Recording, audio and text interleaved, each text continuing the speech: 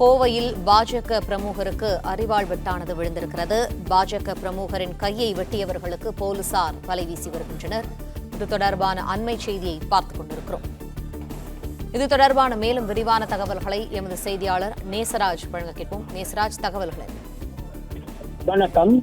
கோவை காலப்பட்டி மண்டல் பாஜக துணைத் தலைவர் அஜய் பாலாஜி நகர் விளாங்குறிச்சி பகுதியில் அரிவாளால் வெட்டப்பட்டுள்ளார். கையில் பலத்த காயத்துடன் சாயோபா காலனி பகுதியில் உள்ள கங்கா மருத்துவமனையில் அறுவை சிகிச்சை பிரிவில் தற்போது அனுமதிக்கப்பட்டுள்ளார்.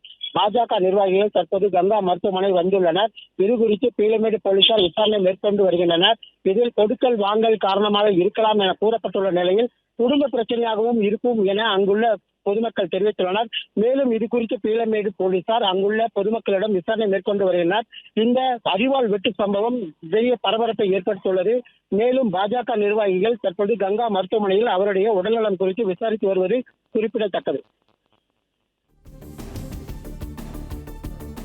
நன்றி நேசராஜ், விரிவான தகவல்களுக்கு. பிளே ஸ்டோர் மற்றும் ஆப் ஸ்டோரில் இருந்து பாலிமர் செயலியை QR கோடு மூலம் பதிவிறக்கம் செய்யுங்கள். செய்திகளை உடனுக்குடன் பெறுங்கள்.